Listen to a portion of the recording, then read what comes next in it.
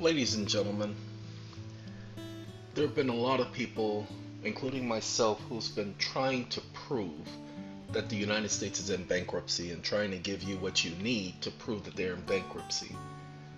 Look, people, forget about the bankruptcy because it doesn't have anything to do with the bankruptcy.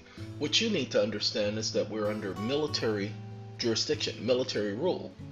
That's the point. This is what they were talking about. This is what they were upset about. So we're going to let the president, Mr. President pro tempore, in other words, he was a temporary moron sitting and chairing the Senate and House when they were introducing this bill because the president called an emergency session of Congress, which they speedily put this bill through, which they did not allow anybody to have foreknowledge of. They didn't even allow them to have a copy. They were only to read it and give it back. Okay, they could not hold on to it. A copy was not provided for everyone. If you go and you look at the bill, you'll see Senator, and this is one of the senators that I have a lot of respect for, and I don't even know why I can't remember his name right now.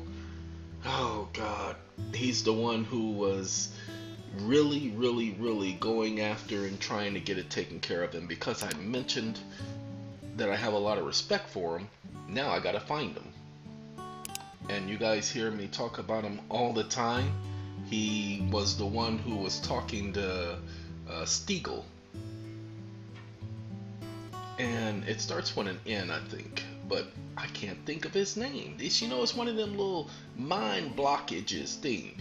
But I'm looking for him. McFadden, not it starts with an M, not an N. McFadden. McFadden told all of you guys what they did. I showed you on video yesterday that they said the banks could have opened the following day with no problem, and there was nothing the government could do to stop them because we did not have a centralized national bank in the country. So because there was no centralized national bank, because all of the banks were run through the states, they did not need that.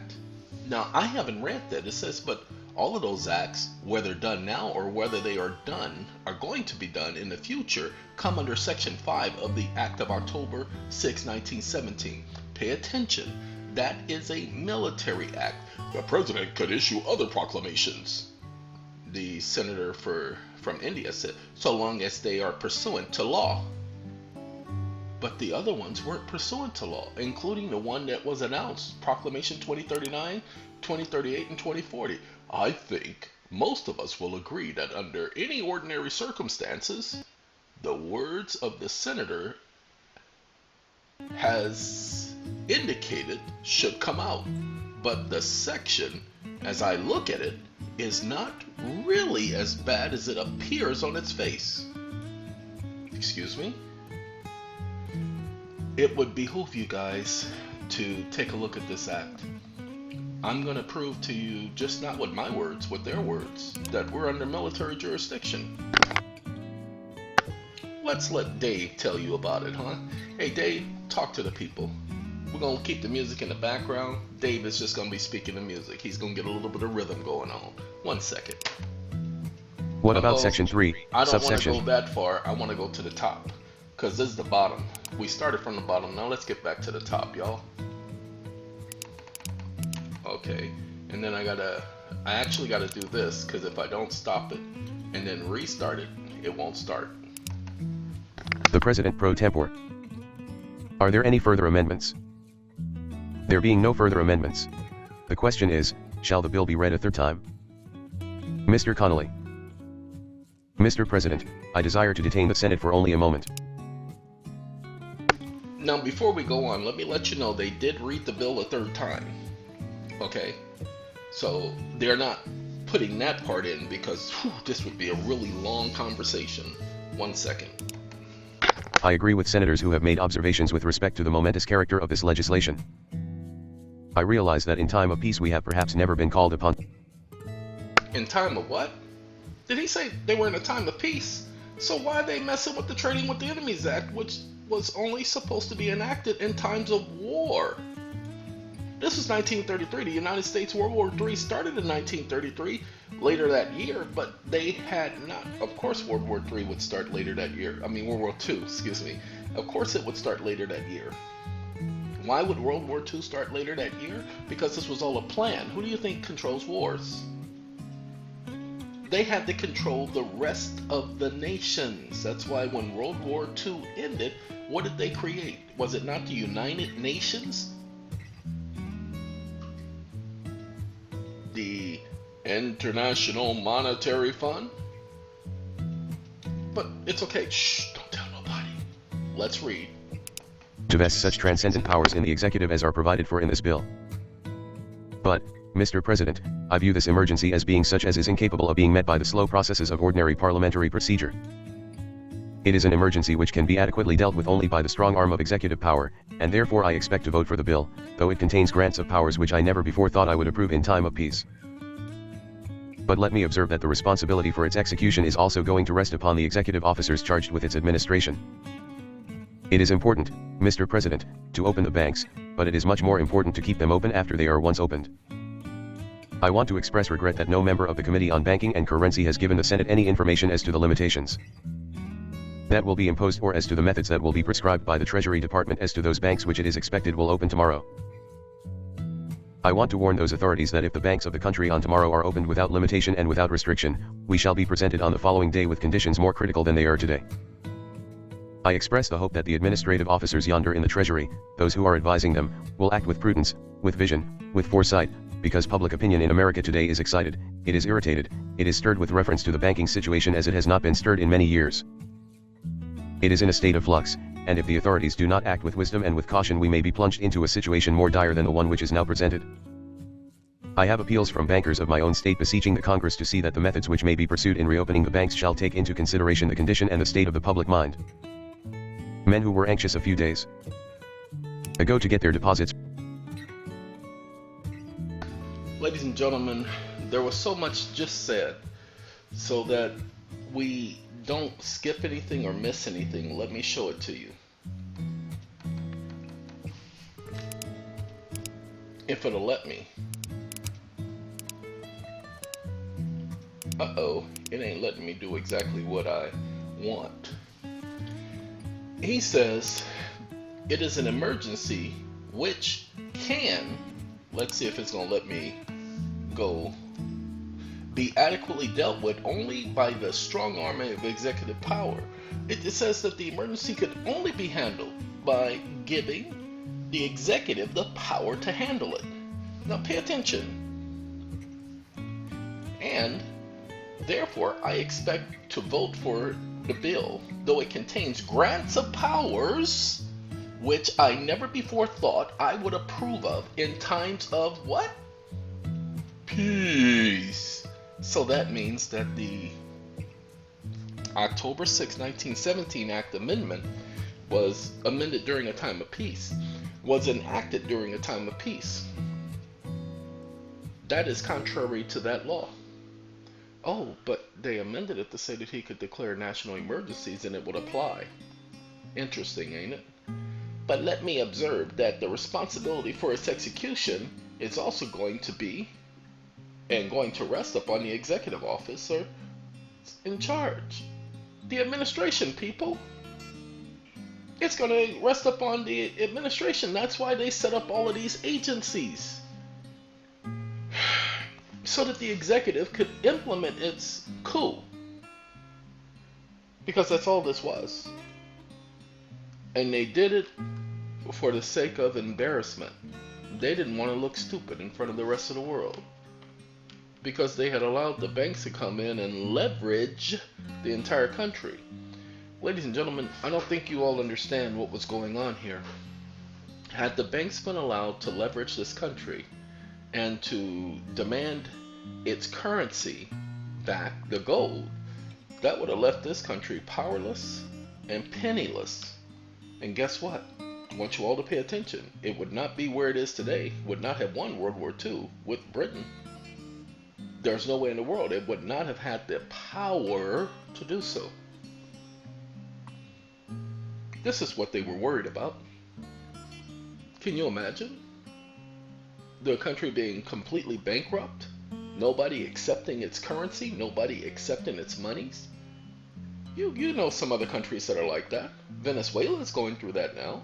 Mexico is going through that, where their currency is so feeble and worthless that nobody wants to do business with them.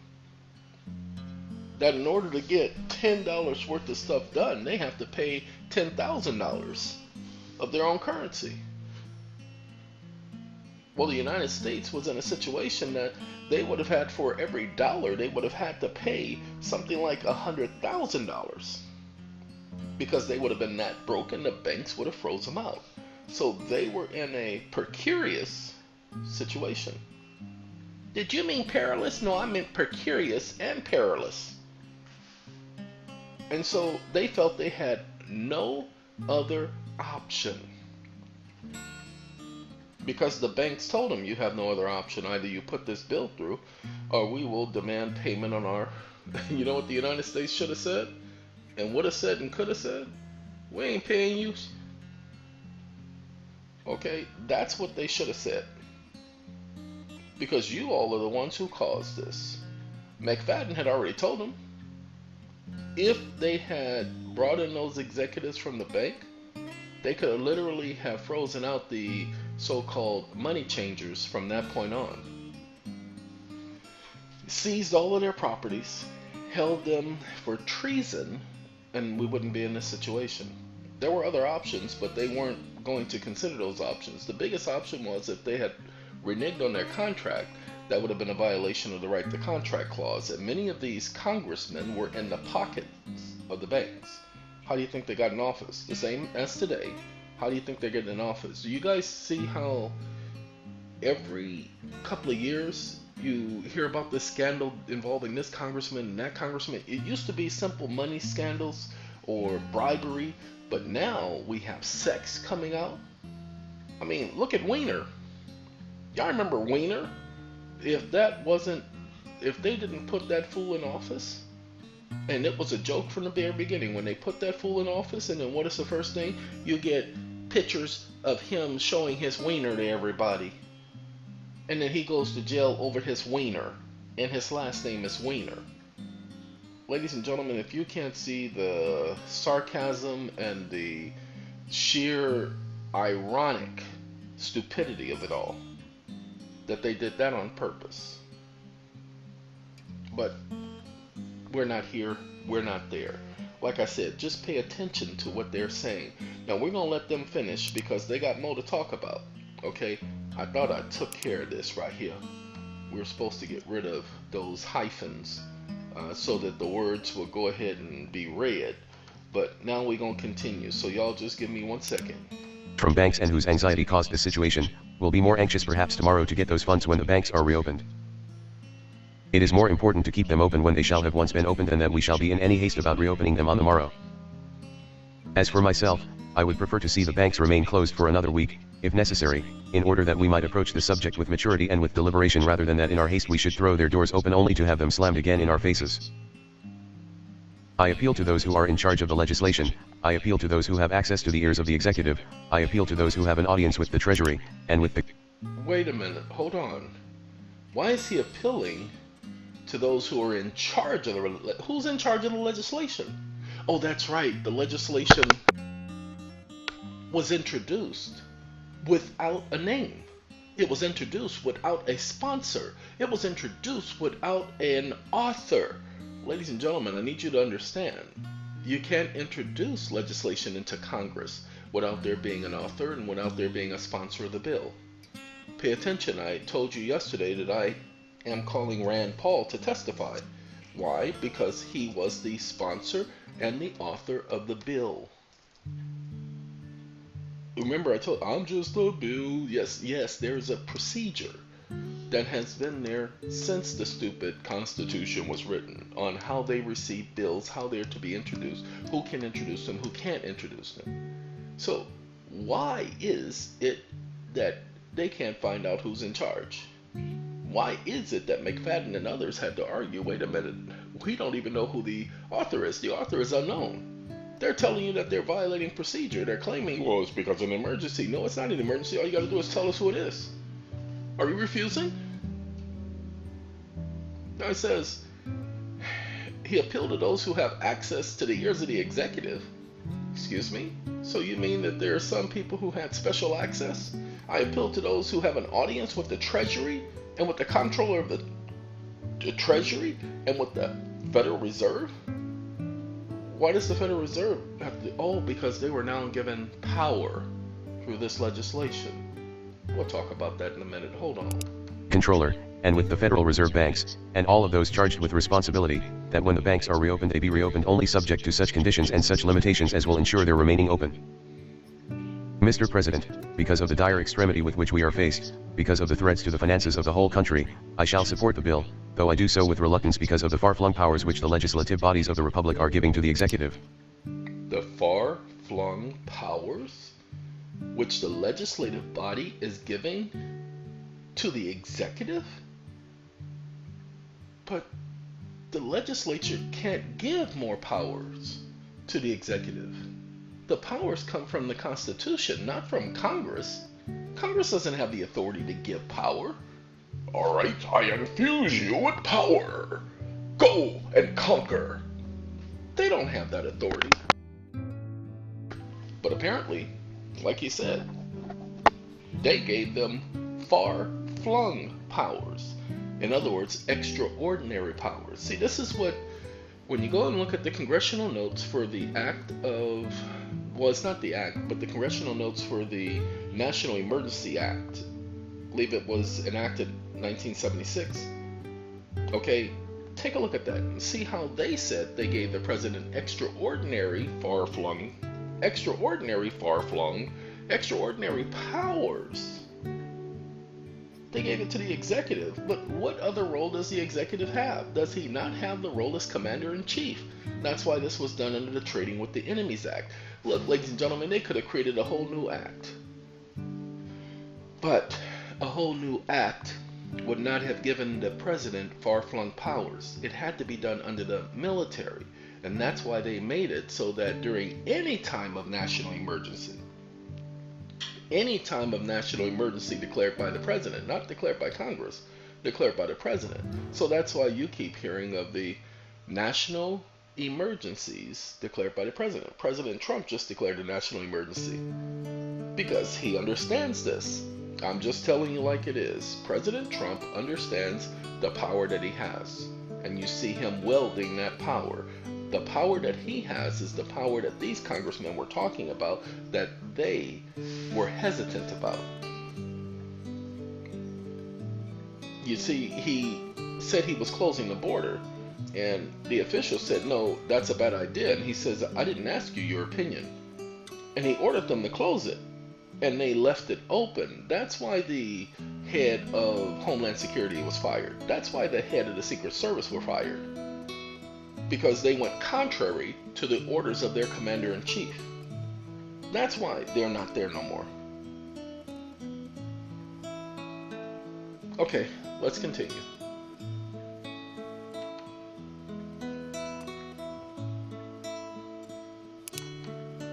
Do so upon my clear sense of duty, however, that the processes of ordinary parliamentary procedure, the deliberations which are required in the enactment of legislation, are so slow that we cannot at this time provide adequate long-time legislation to cover the situation. The only alternative is for the time being for temporary purposes to vest wide and transcendent discretion and power in the executive, trusting... Wait. For temporary purposes? This is only supposed to be temporary. So why has it lasted over 80 years? See, it was for temporary purposes to vest wide and transcendent discretion and power to the executive. Excuse me? Who gave you the authority to do this? Can somebody show me the constitutional amendment that says they can give total power to the president? Well, it didn't say total. It said wide and vastly wide and transcendent. Yes, transcendent over the different branches of government. Pay attention. You know this word.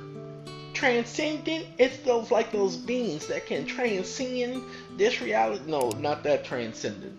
That's your grandmama. This is a different transcendent. Let's do this. Let me give y'all let's see. This is the PDF document. We're going to open it up. Come on, open up. All right, now we're going to go here because this is where we need to go. We're going to do a different document. And we just going to do this right here. Pay attention right here, like that there. There we go.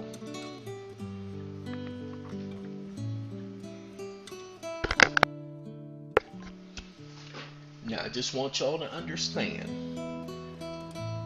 See? But they're not talking about beliefs in angels and demons. See, I ain't talking about that transcendent. Because, oh, well, maybe they were talking about belief in demons. So, watch this.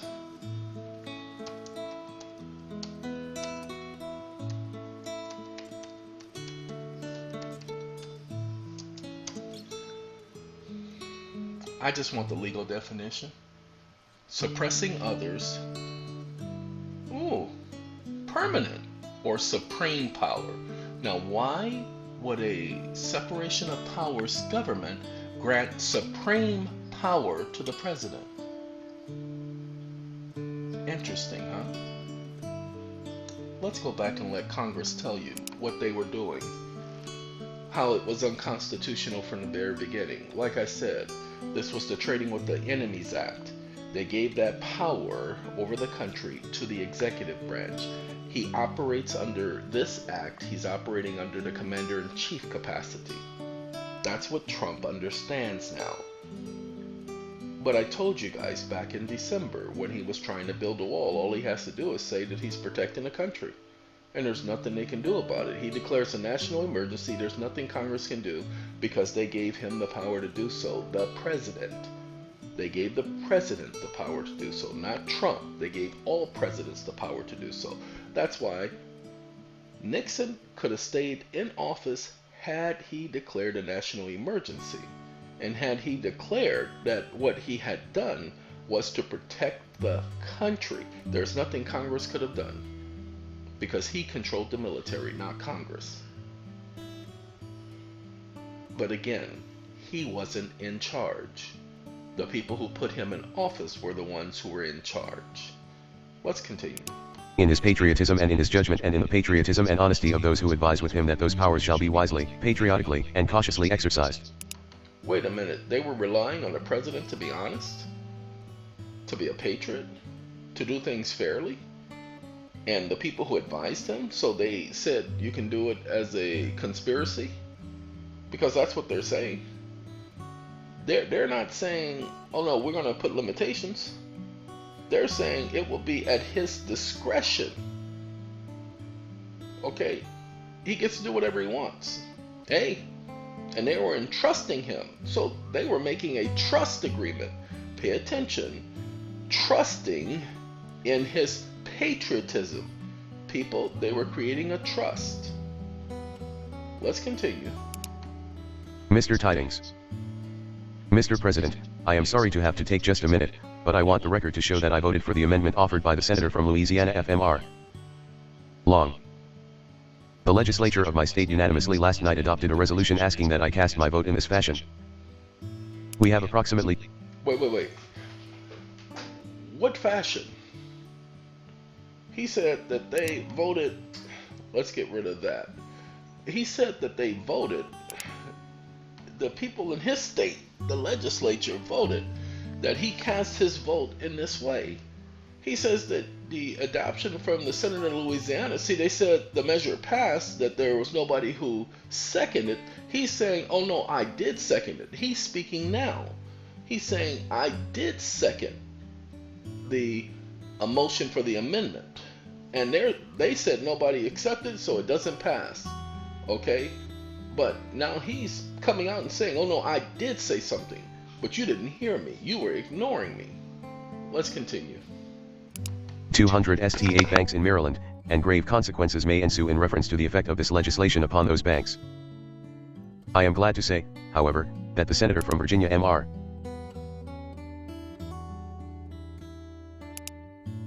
Glass, who is an authority on banking matters which I do not claim to be, has assured me that almost all the provisions of this bill, if not directly, will indirectly help and assist those state banks.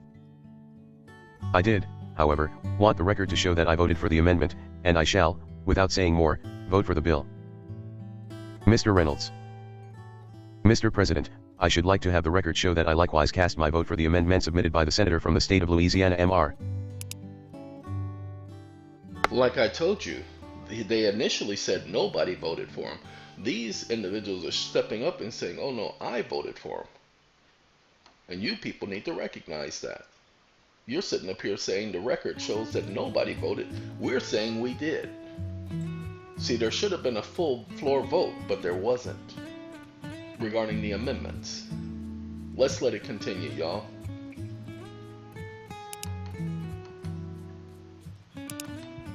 The President pro tempore.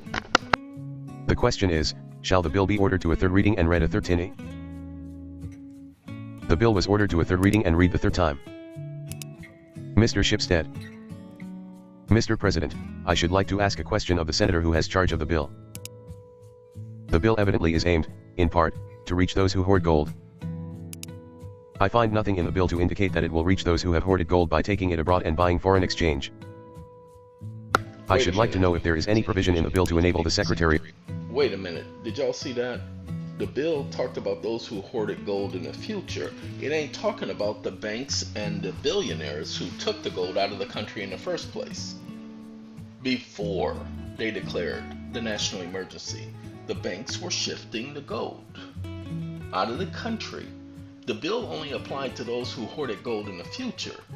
See, they could have taken all of the gold, but they didn't. The government could have taken all of the gold because they could have applied it retroactively, but they didn't. So these individuals were able to hoard their gold, and the bill did not apply to them. It only applied in the future.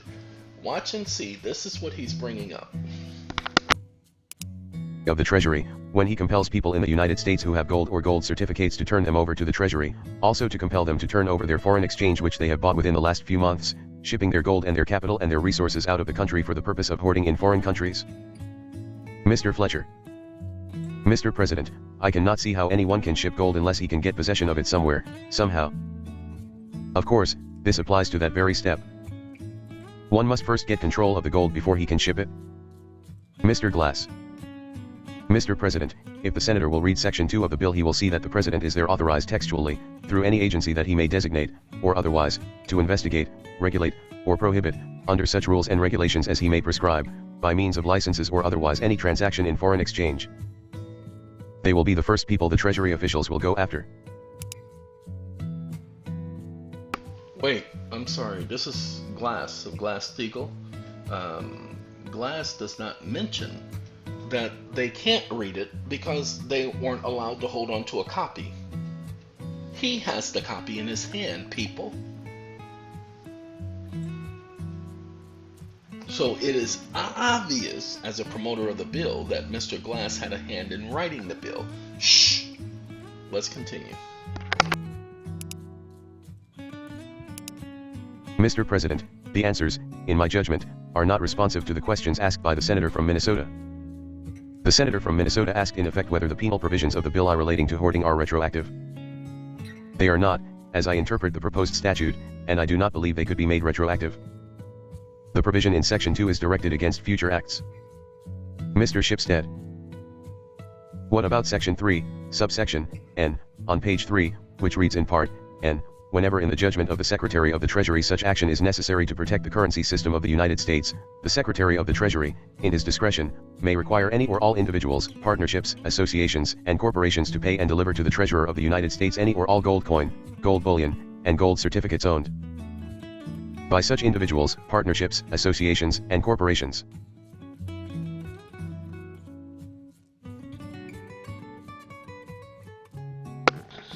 Ladies and gentlemen, this is the section of the bill that I took out. I want you to understand that they are the ones who are saying that they gave extraordinary power to the President of the United States. They're saying that they did it all to protect the country and its economic system. What they did is to protect themselves. because these are the individuals who had made all of these deals since the enactment of the Federal Reserve Act. These are the gentlemen who made all of the deals since they enacted the acts since 1862 all the way till the present, when they did not allow over 14 different states to vote on the 14th Amendment.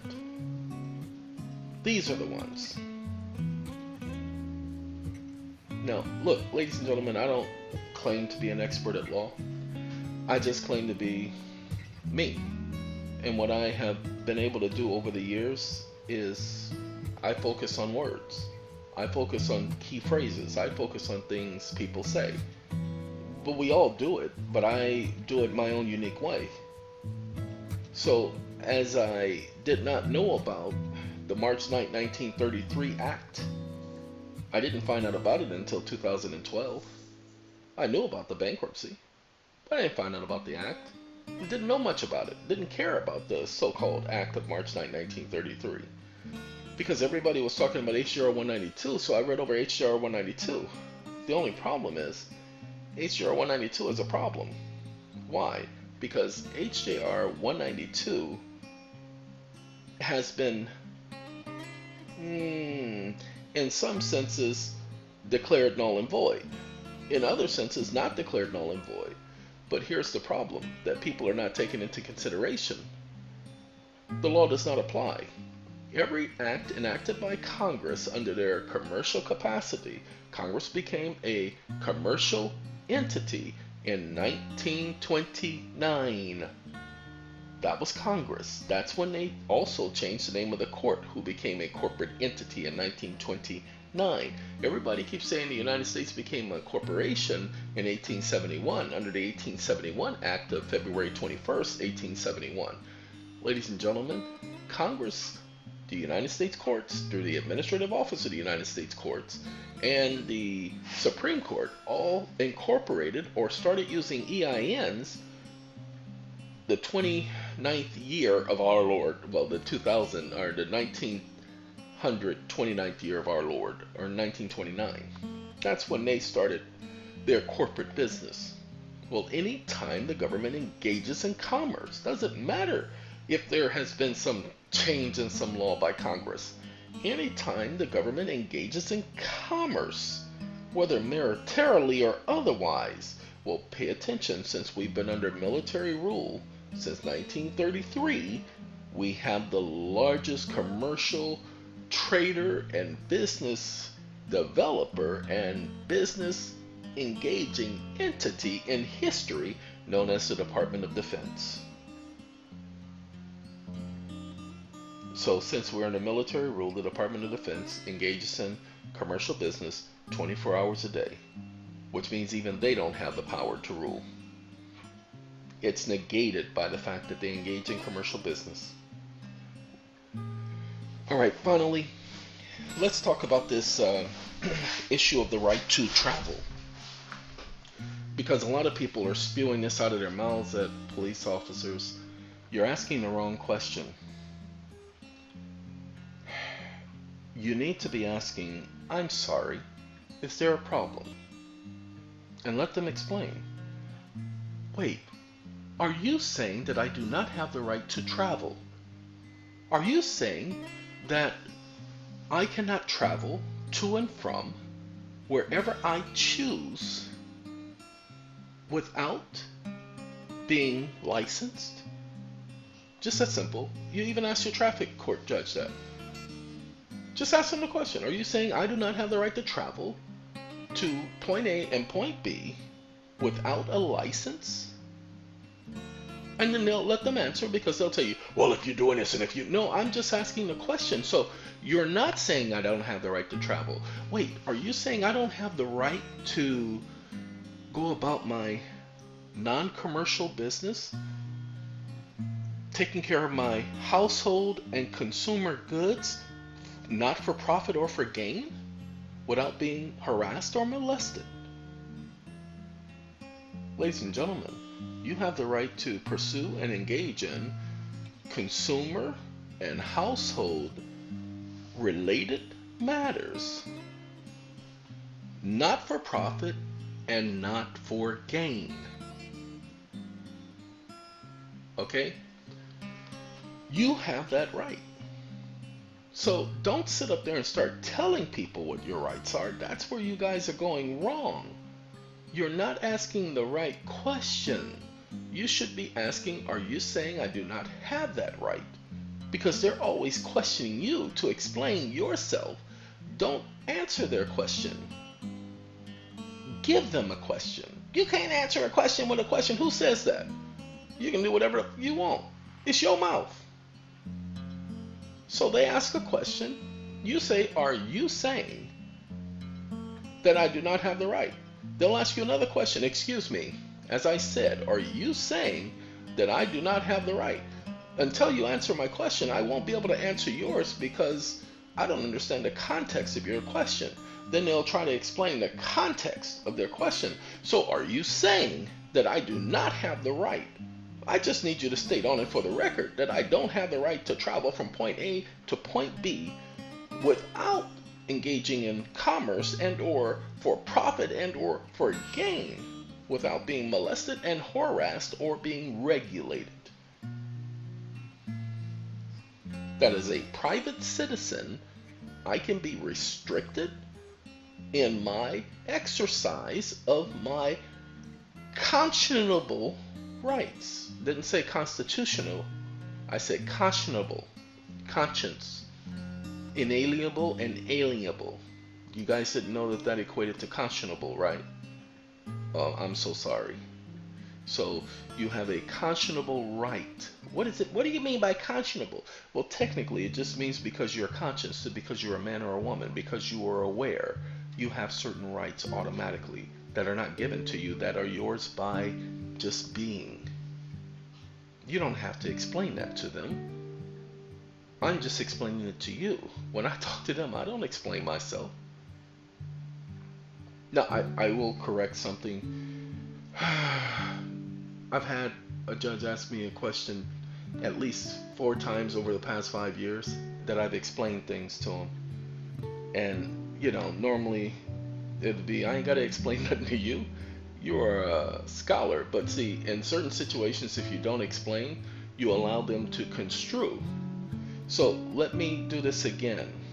I was watching the, let's see if I can pull it up, because I'm here. And we can get rid of this. We're going to go to YouTube.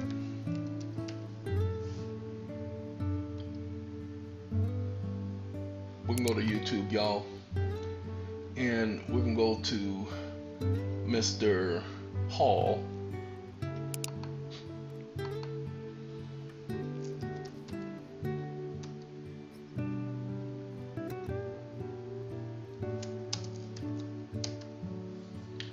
I want Gordon Hall. Yeah, let's do this right here. I want the issue with him going to court. This right here. Now, as I told people, Gordon Hall is the true face behind Creditors in Commerce. And if you haven't watched this video, this had 27,000 views. I believe it's had a lot more than that. But if you haven't watched this video, it is very important that you listen to what these people are talking about. Gordon Hall was being prosecuted for issuing a money order using the routing numbers. Ladies and gentlemen, let me explain something to you so you get it. In the case of mine in Puerto Rico, I specifically wrote a money order the very first arraignment hearing. Let me turn off the music so you guys can hear me, because y'all not hearing me.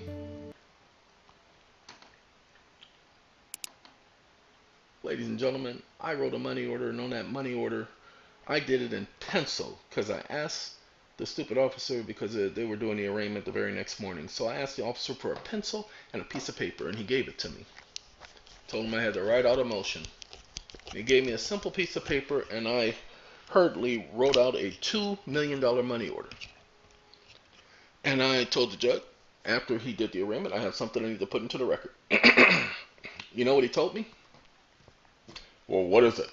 I said, here it is. So they handed it to him. He said, what's this? I said, what does it look like? He says, well, it says money order. I said, well, then that's what it is.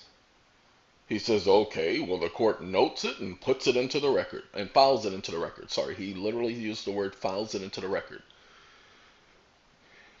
That was a money order that I wrote in pencil on a simple white piece of paper, and it was filed into the record. What you don't know is I put in at least 15 more money orders into the same case. Pay attention.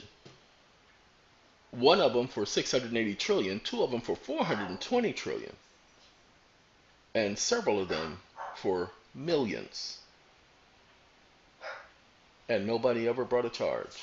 I would have begged. All right, hold on 1 second.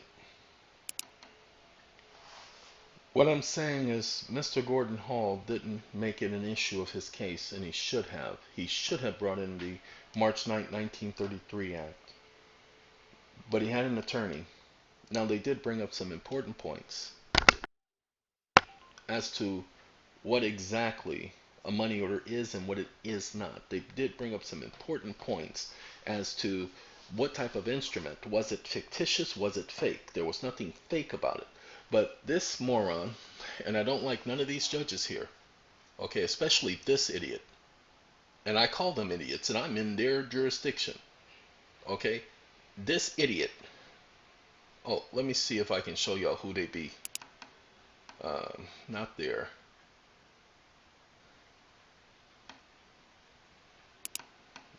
I'm Daniel Kaplan. I represent the appellant, Gordon Hall, and I'm going to watch the clock and try to save time for rebuttal. Yeah, I'm trying to find out. Oh, there's the names right there. Funteas, that's this moron. Rawlinson, and who's the first one? I can't see it right there because it's underneath. Let's see if I can do this and see it.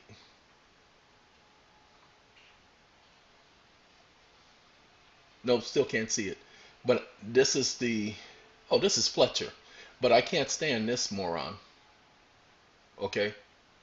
Can't stand him. He's been there for years and he needs to, don't wish evil upon nobody, but he just needs to expire because he's a moron.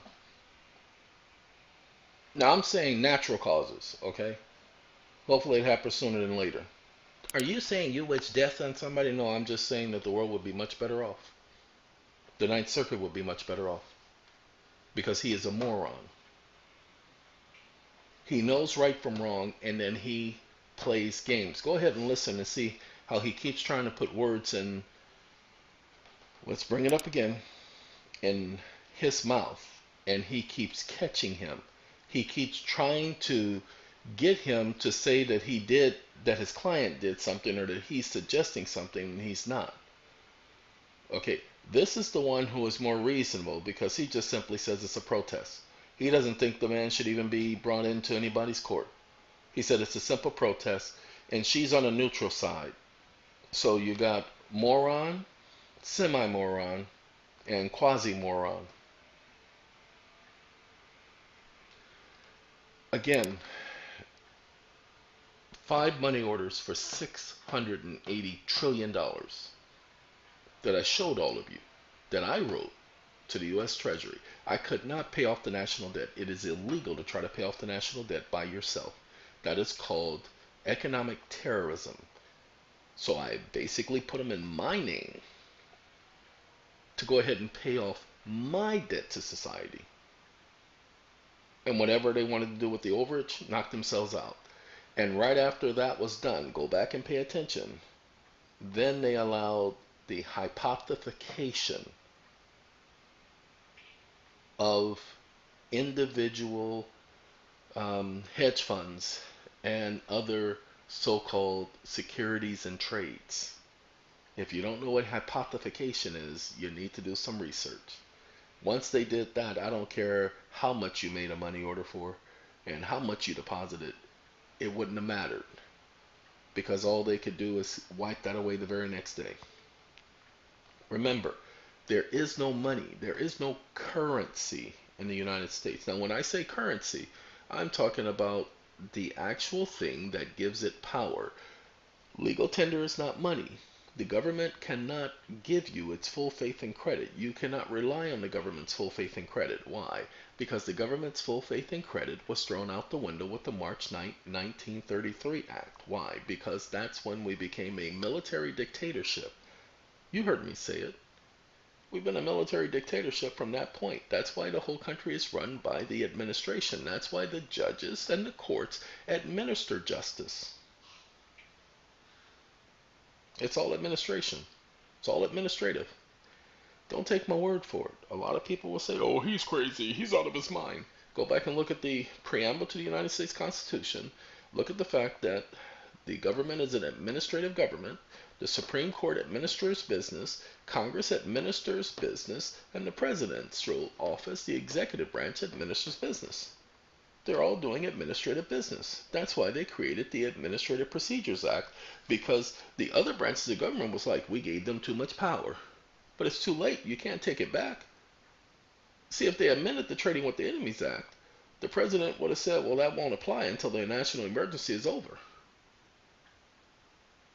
So they could have changed the law to say whatever they wanted to, and the president could have simply said, well, that doesn't matter. It won't change until the emergency is over, and since the emergency is currently ongoing, I'm going to do this and I'm going to do that. And so what do? They simply get rid of the people who have the authority, the power, the ability, the mindset to change things. They get rid of them.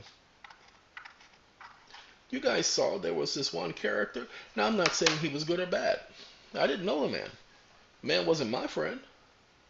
But Kennedy, Robert and John, they were trying to change some things about how this act was done. Remember, everything Kennedy was putting in place, the wonderful character, his, vice president came in and undid. Everything Kennedy said that he was working to take care of, to get rid of, to correct, after he was assassinated, the vice president came and undid everything. But I thought the vice president and the president were supposed to be on the same page. That's why he chooses him as vice president. It doesn't work that way, do it?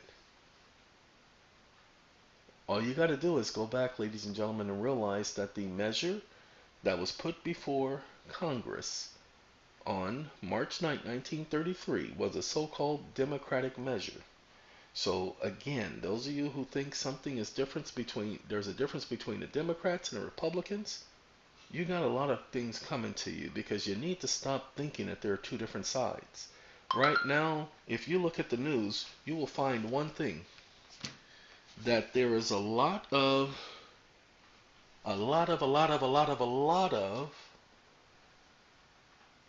conversation about one person hating another, about one group hating another, about one group saying this about this group, and another group saying this about that group, and another group saying this about that group. They are constantly showing you divisions. They call it showing you both sides. It's not both sides. They want to keep you all divided. It's called divide and conquer. Divide and conquer. All right, I gotta go, ladies and gentlemen, because somebody is trying to get my attention. But we'll talk again. We'll see y'all soon. Y'all keep sitting up there sucking on your thumbs, trying to figure out how you're gonna get through this. And I'm gonna go mind my own business, y'all. Adios. Goodbye.